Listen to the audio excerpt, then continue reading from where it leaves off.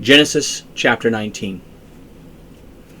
Now the two angels came to Sodom in the evening, and Lot was sitting at the gate of Sodom. When Lot saw them, he rose up to meet them, and he bowed himself with his face toward the ground. Then he said, "Here, my lords, please turn into your servant's house and spend the night and wash your feet, and then you may rise early and go on your way." They said, "No, we will stay in the open square all night." But he strongly insisted, so they turned aside with him and entered his house. Then he made them a feast and baked unleavened bread, and they ate.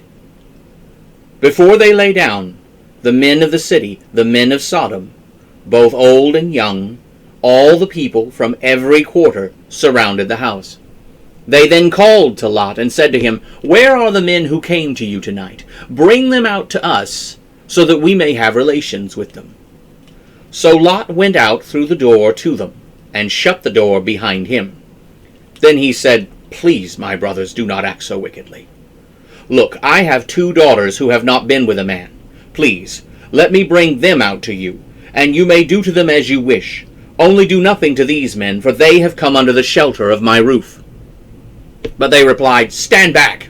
Also, they said, "This man came here as an alien, and he keeps acting like a judge.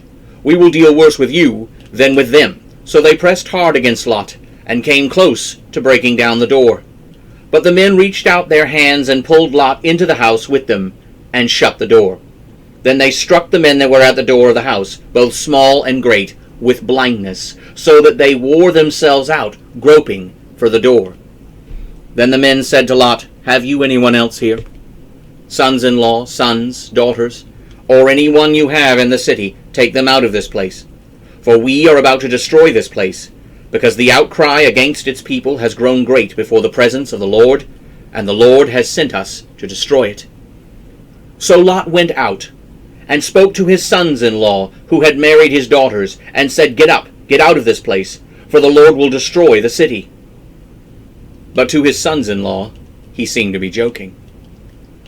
When the morning dawned, the angels urged Lot, saying, "Arise, take your wife and your 2 daughters who are here, otherwise you will be consumed in the punishment of the city."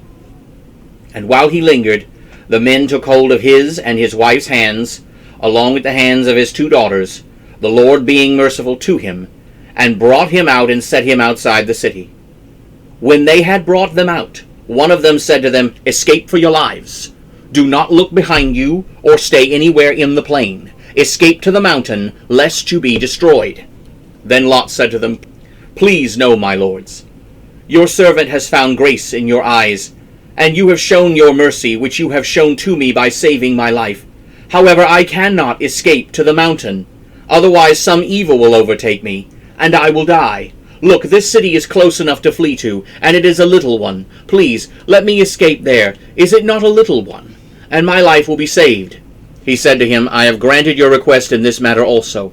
I will not overthrow this city of which you have spoken. Hurry, escape there, for I cannot do anything until you arrive there." Therefore the name of the city was called Zoar. The sun had risen over the land when Lot entered Zoar. Then the Lord rained brimstone and fire on Sodom and Gomorrah. It was from the Lord out of heaven. So he overthrew those cities, all the valley, all the inhabitants of the cities, and what grew on the ground. But his wife behind him looked back, and she became a pillar of salt. Now Abraham got up early in the morning and went to the place where he stood before the Lord. Then he looked toward Sodom and Gomorrah and toward all the land of the valley, and he saw the smoke of the land going up like the smoke of a furnace. So it was that when God destroyed the cities of the valley, God remembered Abraham, and sent Lot out of the middle of the destruction, when he overthrew the cities in which Lot lived. Then Lot left Zoar, and lived in the mountains, along with his 2 daughters who were with him, for he was afraid to dwell in Zoar. He and his 2 daughters lived in a cave. And the firstborn said to the younger, "Our father is old, and there is no man on the earth to have relations with us after the manner of all the earth. Let us make our father drink wine, and let us lie with him, so that we may preserve the lineage of our father." So they made their father drink wine that night, and the firstborn went in and had relations with her father. He did not know when she lay down or when she arose. On the next day the firstborn said to the younger, Indeed, last night I had relations with my father. Let us make him drink wine tonight also, so that you may go in and have relations with him, so that we may preserve the lineage of our father. So they made their father drink wine that night also.